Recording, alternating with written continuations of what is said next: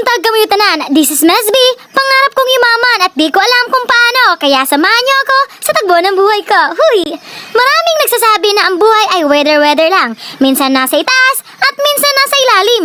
Maraming may iba't iba tayong pananaw sa buhay. Gawa ng may iba't iba tayong karanasan at pinanggagalingan. Pero ito ang paniniwala ko na sa tao ang gawa, na sa Diyos ang awa. Lahat ng bagay dito sa mundo ay bigay niya, kasama na ang buhay mo. Kaya lagi mong tatandaan, iba rin talaga may Diyos na pinanghahawakan. Kahit gano'n pagkababa ang trabaho mo at hirap ng sitwasyon mo, darating din ang araw na usad ka. Salang, marangal ang trabaho at walang tinatapakang tao. Pero totoo nga, ang buhay ay hindi swerte-swerte lang, halos lahat pinaghihirapan at pinagtiyatyagaan. Hindi mo rin talaga makakamit ang pangarap mo kung nakaupo ka lang. Ngayong panahon ay praktikalan na, kahit college graduate ka, papatusin kahit anong trabaho, basta kumikita. Pero okay lang yan, kahit sa tumambay ka, importante umuusad ka. Sa lahat ng sinasabi ko, iwan ko lang kung naintindihan mo. Karing akong giasikaso is para sa panyod to. Pero nagpugta kog gata para sa suso. Kibali sa tawag ni ini, ginata ang suso. Kaning mga suso og tuway daghan ni sa probinsya. Ato raning makita sa suba. Lami ang mga suso labi na kung ato ning gatan. Especially kung ato ning humulan o pat kaadlaw para makuha ang mga tae sa labot. Dito sa probinsya, pag masipag ka, mabubuhay ka. Marami kang pagkukunan dito sa probinsya kahit wala kang trabaho. Basta marunong kang magtanim, ay naku,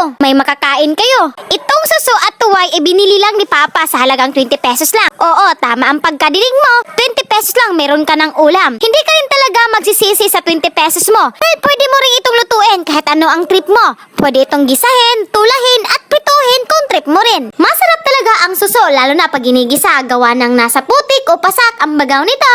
Huy! Isa rin talaga ang tuway na masarap, lalo na pag kinikilaw ito. Ay nako, babaliktad pati ang sikmura mo. Alaala ko pa nung bata pa ako, madaling araw gising na kami para pupunta kami ni Papa sa suba pati ni Kuya ko. Ay nako, aswang na lang yata ang matatakot sa amin, baka siya pa ang makain. Pag mahirap lang kayo, kahit musmus ka pa, di mo nakilala sino kinakatakutan mo. Lalo na kung sikmura mo na ang pinag-uusapan dito. Musmus pa lang ako, akala mo na kargador. Dahil nga mas masipag pa ako sa jowa mo. Eme, marami rin talagang katulad ko lumaki na hindi pang lalaki ang ginagawa. Kasi lahat na siguro naranasan ko. Pero sa totoo lang, sa lahat na na-miss ko ay nung bata pa ako. Gala at piso lang ang problema ko kasama ng mga kaibigan ko. Nakakabis rin talaga yung mga childhood friends ko. Halos kasi nung bata pa ako, sa kanila na umiikot ang mundo ko. Iba rin talaga maging bata kasi ang saya ay hindi limitado. Iba rin pag bata ka pa dahil wala pang pressure na mararanasan mo. Ngayon na patanda ka na, kahit 1,000 ay parang piso na lang. Gawa ng pagkamahal-mahal ng bilihin, kahit pang hygiene mo ay tinitipid mo. Huy! Pag tumanda ka na, left and right ang problema mo. Halos di mo maalala kung kailan ka pinasaya ng jowa mo. Huy! Sasampalin pala talaga tayo ng katotohanan dito sa mundo.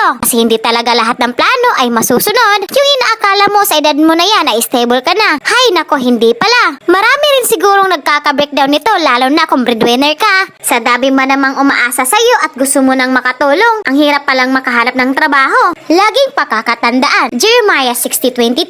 When the time is right, I the Lord will make it happen. Hindi basihan yung lalim ng bitaka mo o gaano kataas ang posisyon mo. Lalo na kung sino yung backer mo. Huy! Ang mga pagsubok at paghihinagpis ay nagdadala ng aral at biyaya. Sa kabila ng dilim, ang Diyos ay tapat sa kanyang pangako at may tamang oras para sa lahat. Minsan, kailangan natin makaranas ng hirap upang maghanda sa tunay na laban ng buhay. Ang mga pagsubok ay nagtuturo sa atin na siya lamang ang may kontrol at ang kanyang plano ay para sa ating ikabubuti higit sa pansamantalang kaligayahan ng mundo. That's all. Thank you for watching. God bless you all. Ingat!